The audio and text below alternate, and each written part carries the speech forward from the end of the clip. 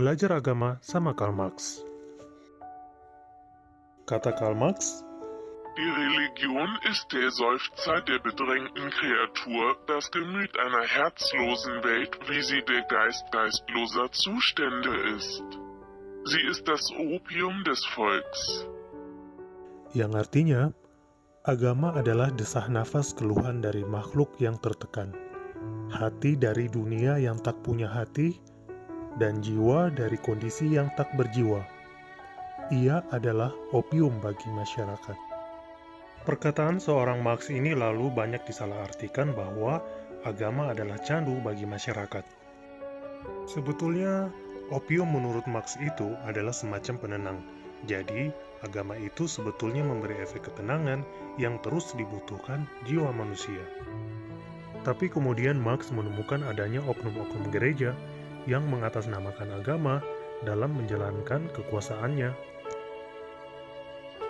Lalu, agama adalah candu akhirnya dimaknai negatif, bahwa agama dapat memabukkan. Yang salah siapa? Karl Marx atau Butejo? Yang salah, ya yang percaya. Kalau mau tahu soal agama, ya belajarnya bukan ke Karl Marx, belajarnya kepada ulama.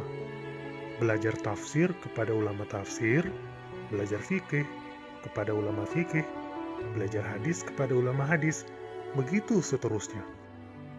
Sekarang itu ahli ilmu nggak terkenal, karena ahli ilmu betulan memang nggak cari terkenal. Mereka tenggelam dalam kenikmatan menimba ilmu.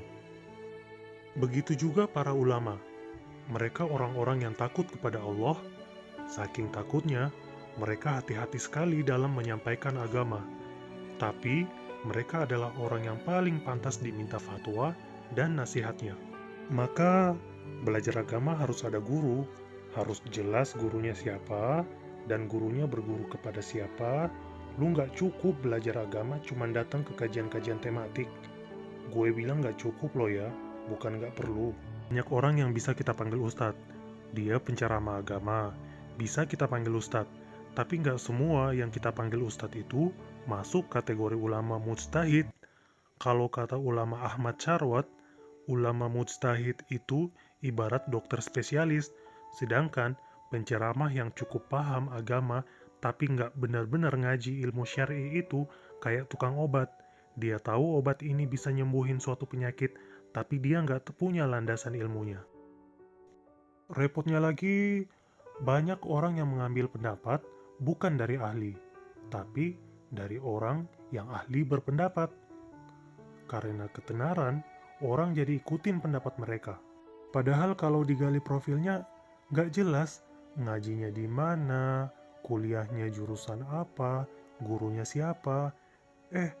Tahu-tahu ngomongin persoalan fikih, ngomongin perkara halal dan haram, ngomongin tarikh Islam, ngomongin soal jinayah, muamalah, tata negara, dan lain-lain. Yang kayak gini jelas bahaya, bahkan bisa mengundang perpecahan karena berpotensi memunculkan ajaran baru.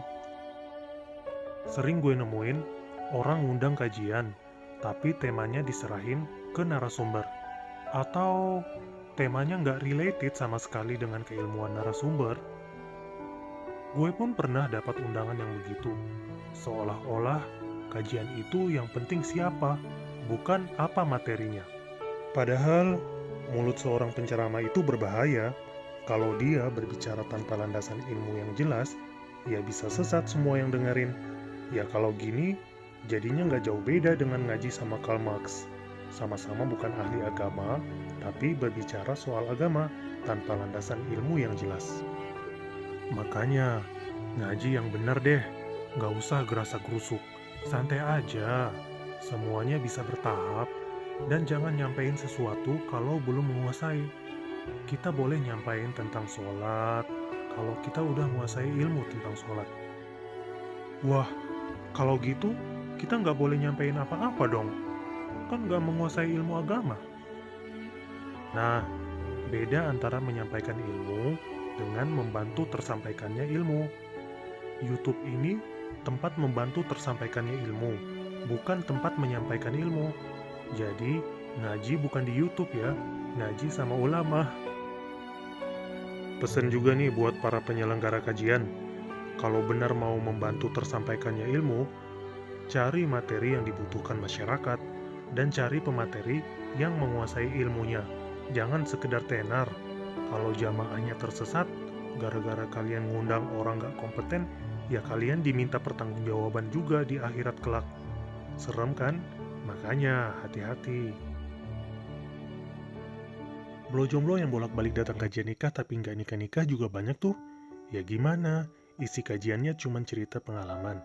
Akhirnya makin insecure lah jomblo karena pengalaman dan kondisi pemateri beda jauh sama mereka. Thanks for watching this video. Jika bermanfaat, silakan like dan share.